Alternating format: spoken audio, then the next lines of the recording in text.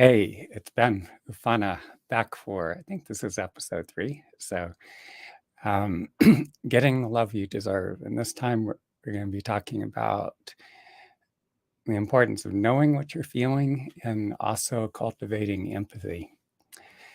So, one of the challenges that many people experience in relationships is that they have difficulty accessing their their own emotions. They don't know what they're feeling. They've spent so much of their lives numbing out or shutting down emotionally. And when you're in a relationship, it's invariably there are going to be issues to deal with. Conflict will arise. If you don't know what you're feeling, if you're not able to access your feelings and don't know what they are, then it could be extraordinarily difficult to be able to sort through those issues, to bring the issues to resolution. And so when there's this huge disconnect emotionally, a lot of times we could feel unsettled, we could feel upset or disturbed, or we can just be in kind of a funk in some way. And yet, if we're not accessing the feelings, then we don't really know how to respond appropriately.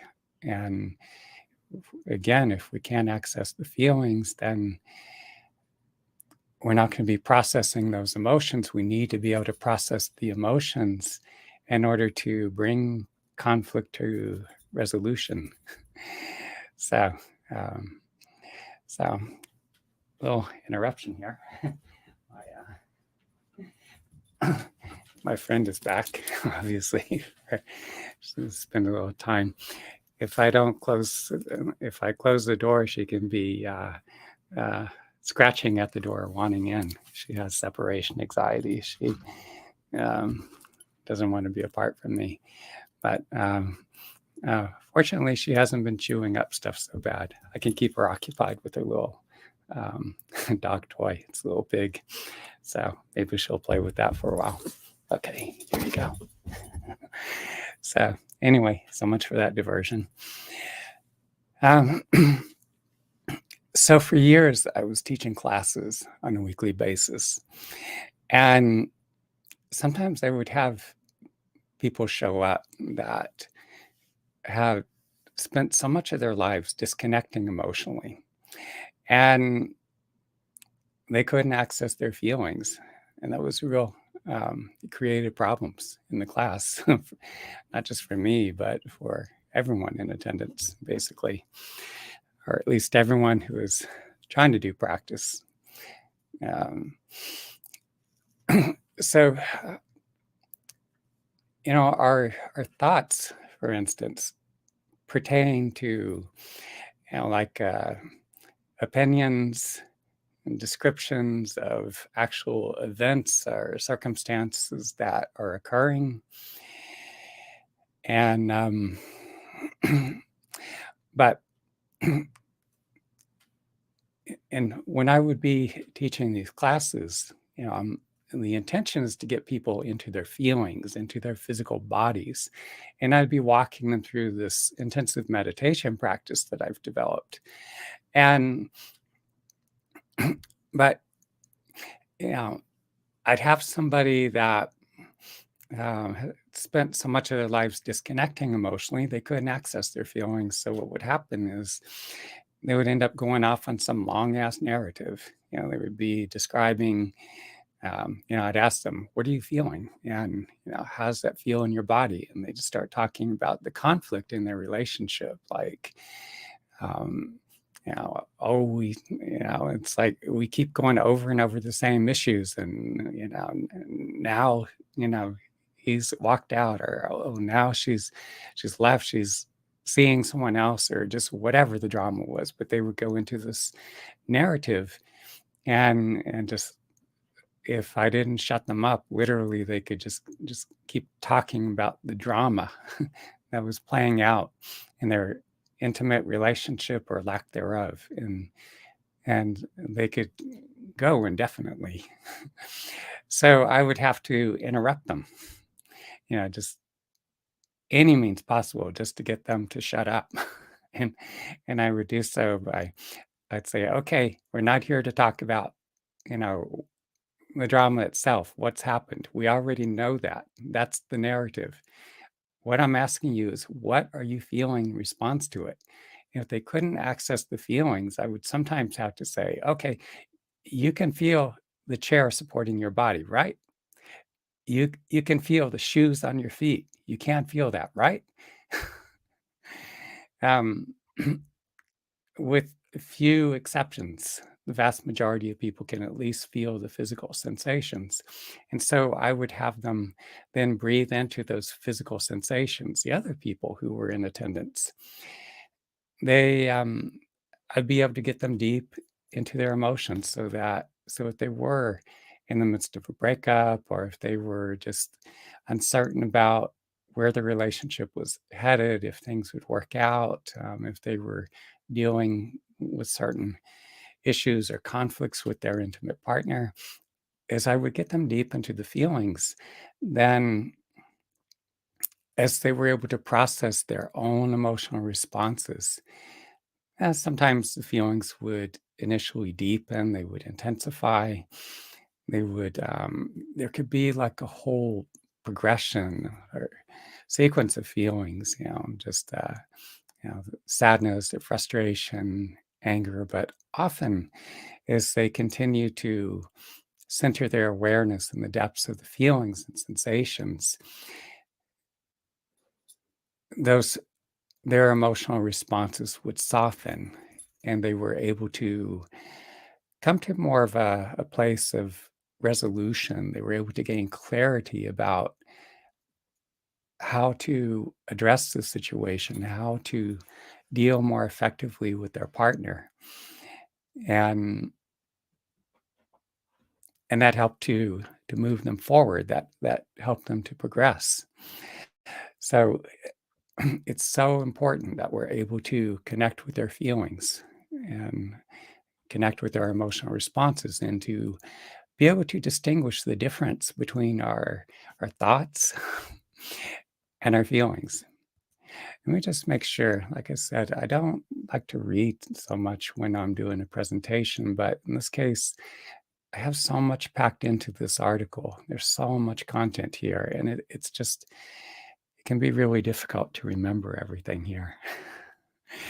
But yeah, again, our thoughts, as I said before, pertain to ideas, perceptions, and opinions. Feelings, on the other hand, are our emotional responses to events, interactions with other people, and to the issues concerning us. So if you're in the midst of a breakup, I had to get this dog toy away. She's making a lot of noise with it. If you're in the midst of a breakup, you probably are, normal human response. That is, if you want to be, if you're attached to that person, a normal human response is to feel sadness, grief, hurt, anger, feelings such as this. I mean, if you're wanting to be out of the relationship, maybe you'd be feeling a sense of relief or something, or it could be a whole ambiguous mix of feelings.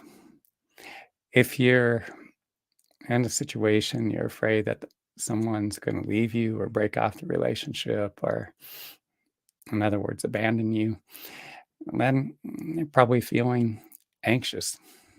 So, um, so shutting down emotionally, what happens is it causes us to freeze up on the inside. And again, we don't fully process our life experiences, our interactions, and we're not getting as much of the big picture.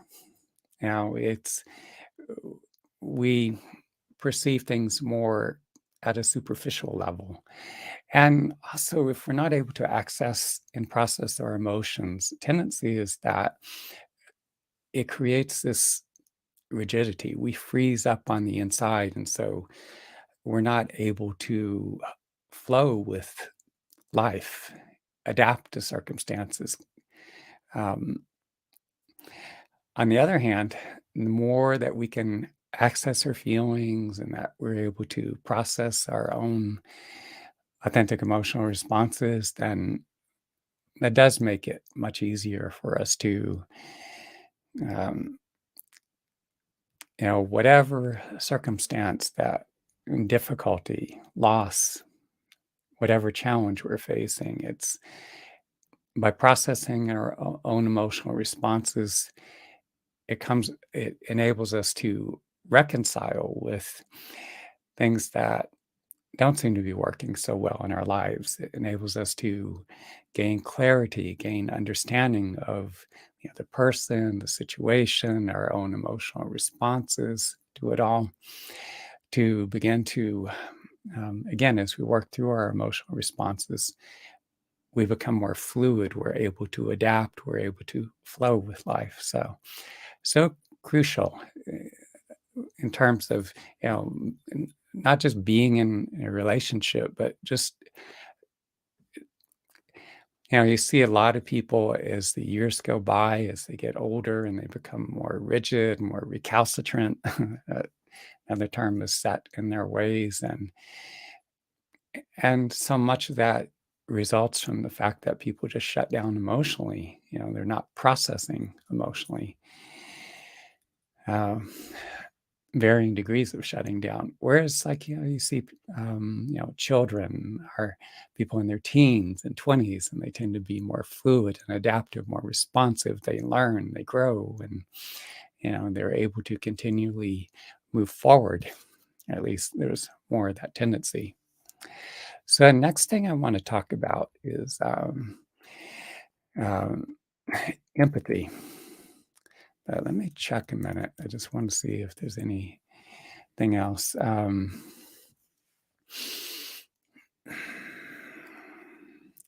Also, the more you can digest your own emotional responses, it's just, we all carry these deep emotional wounds. And so, one of the things that, invariably happens in our intimate relationship is we attract people into our lives, and the people we attract tend to either reenact or reflect back to us our own deepest emotional wounding. And so the more we're able to, at times when we're being triggered emotionally, someone's triggering a powerful emotional response, a person, our situation, we're able to access those feelings, notice where they reside within our body, breathe very softly, very deeply.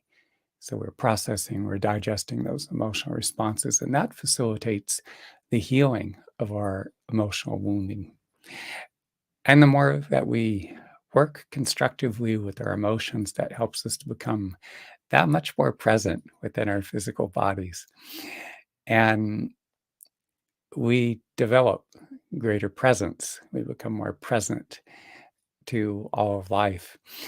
And in addition, it just opens up our capacity to love, to be loved, and to experience greater compassion for others. Simultaneously trying to keep her entertained as I do so, she's like chewing on my fingers, using her paws to, she wants attention. Anyway, that's why we call them dog children. um, so again, moving right along, the next thing I want to talk about is, at this point, is empathy. Empathy gives us compassion to truly care for the well-being of other people, birds, animals, other life forms, the planet Earth. One of the um, truly disheartening things that we're seeing, all over the world, just throughout human history, is all this cruelty and violence and abuse of children, other, kinds of harmful, destructive acts. And Mahi's down here trying to pull a napkin out of my pocket or something. She always digs in my pockets. But yeah, so we, um, as I said, throughout history, and so much of that. I mean, I think you have some people, that are very sociopathic, for instance, and maybe there's certain anomalies within their brain or something, some, failure of parts of their brain to develop. I don't know the full extent of it, but I don't know that anyone does for that matter. But you see people who are sociopaths and they lack empathy and compassion. And I'd have to say, we're all addicted to something on some level. And mine would be just wanting to know what's going on in the world. And so just following what's happening at the news at times and just seeing, what's happening in Ukraine right now with the Russia having invaded Ukraine because of Putin. Putin is an obvious sociopath and no empathy, no compassion for the well-being, for the suffering of other people. And just, I mean, I see a mix of response um, from people inside Russia, from Russian citizens who are vacationing abroad, um, and seeing video footage of a Russian mercenary who was uh, literally gloating about killing Ukrainian soldiers, making their children orphans, making um, their companions widows, their wives or girlfriends, whatever. And it's just, it hurts to see that. I've spent a tremendous amount of time in Sri Lanka, much of that time in the former war zone. So many of my friends in the north, some of whom may be watching this broadcast, by the way, but um, have witnessed, that just about everybody I know there, their friends, family members, loved ones, just uh, have been killed, and in many instances, right before their eyes. I had the opportunity to speak for the um, at the hospital in Kilinochie, one of the main district hospitals, and I got to speak for many of the staff members who were actually present during the final days of the war between the Sri Lankan military and the LTTE, Liberation Tamil Tiger Elam, or Tamil Tigers.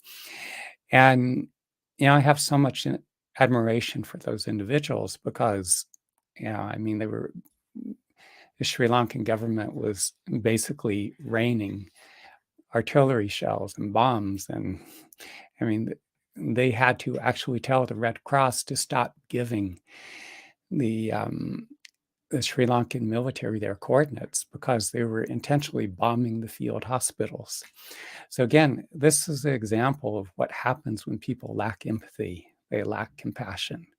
So how does that happen? How is it that people lack empathy and compassion? Again, in some instances, it may have something to do with, some failure of their brains to fully develop. Maybe it has a lot to do with their upbringing, the environment they grew up in, the fact that they were subjected to horrific abuse themselves, that they're holding so much trauma within their own bodies that it shut down their capacity for empathy. Just the fact that a lot of people spend much of their lives shutting down emotionally. So as we shut down, as we numb ourselves out emotionally, then that greatly diminishes our capacity for empathy. So the reason I'm smiling is because she keeps chewing on my fingers. So I'm, um, again, multitasking, doing the best I can to communicate and at the same time keep her entertained. Maybe I have to um, put her out in the backyard or something. Anyway, other thing too is that when we, um, as we self-medicate with food, smoking, um, alcohol, other recreational drugs, and or even if we're on pharmaceuticals, antidepressants and other psychotropic meds, that can greatly reduce our capacity for empathy. How empathy is so important, if you're in a relationship, because you need to be able to understand and relate to the your partner and what they're feeling, what their needs are, what their life experiences are. And so um, if you shut down your capacity to empathy, it's like there's this huge gap. So maybe they can express what they're feeling to you. Now, if you're having some kind of conflict and they're conveying as best they can what their needs are, and they're sharing with you what they're feeling. But if you shut down emotionally and if you're lacking empathy, very likely you're not going to get it. And so there's more of a buffer. There's a greater barrier between you. There's greater cognitive, emotional, and oftentimes physical distance, because when people shut down emotionally and they lack empathy, then you don't feel like being too close to that person. You sometimes distance yourself from that person, and maybe you distance yourself to the extent, or they distance themselves to the extent that they break off the relationship. Oh, let me jump back a bit. Again, I mentioned something about what I'm seeing in Russia, and from watching video footage, and also what I've seen in Sri Lanka as well. That um, in Sri Lanka, the conflict was between um, the government that was dominated by ethnic Sinhalese. I know a lot of Sinhalese people who are very caring and compassionate, and also, um, yeah, on both sides there were atrocities committed. But I do have to say, after seeing what happened, I very much support um, the struggle of the Tamil people in Sri Lanka for an independent homeland. And also, even in Russia, there's many people who are risking their lives. They're risking imprisonment. There's people out there demonstrating, against the war, and there are those especially courageous individuals who are performing acts of what is it? They're destroying critical military infrastructure. There are a number of, I don't know what you call them, organizations or um, that are working in Russia, where people are and just doing the best they can to fight against Putin's regime. So everywhere we go, there are people that there are good people and people who are not so much. There are people who are compassionate, understanding, who make a difference in the lives of others. And unfortunately, there are also a lot of people who inflict harm and that do damage. So is there anything that I've left out here? So in order to develop empathy, two of the most crucial aspects are our ability to access our own authentic emotional responses. The more that we can connect with our own feelings and physical bodies, and when we're triggered emotionally, we're able to work constructively with our emotions, as I said before. Notice what's happening, acknowledge how it's affecting you, what your emotional responses are, how you're feeling in your body in response to that. Center your awareness in those feelings, breathe softly and deeply, keep following the feelings and sensations as they go through their progression. So as you do that, you're processing emotions. A natural byproduct of that is that you come to develop greater and greater empathy and compassion. You become more understanding of yourself and others. Another key crucial component is and just the fact that we're all wounded to some degree. We carry these emotional wounds. Emotional wounding can result, some things going as far back as childhood. If we grew up in a family and we were subjected to physical, emotional, childhood sexual trauma, if we're subjected to a lot of criticism, and it left these profoundly deep emotional wounds. Again, being in an intimate relationship is our partners are either, many instances, will either reenact those deeply wounding experiences or reflect back to us in some ways. Or maybe we're just so shut down in ways because of our wounding. That emotional wounding will cause us in many ways to contract around those very painful experiences, so that we're not able to be as present, as engaged, to relate in any kind of healthy way. But when we are being triggered and we experience these powerful emotions, the more that we can work with our emotions constructively, as I described just a while ago, the more we work with our emotions constructively, process our feelings, do the deep level processing, that's going to enable us to develop greater empathy, greater compassion. It's going to increase our capacity to truly care, not just for our partner, but for other people, and to make a real positive difference in the world, care for animals, and be patient. Like, even when, for instance, today, this whole time, I don't know what it is, but, my my little girl here seems to want to chew on my fingers the whole time. How come you can't just be still and take a nap like you have at other times when we were doing live streams? So, anything else here?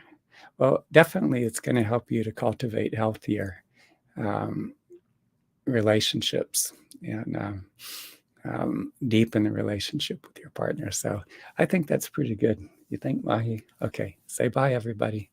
That's good for today. So, whoops. Uh-oh, she just knocked the cup over. Water's all over the floor. So I'll leave you with that, and I'll go clean up the mess. Bye for now.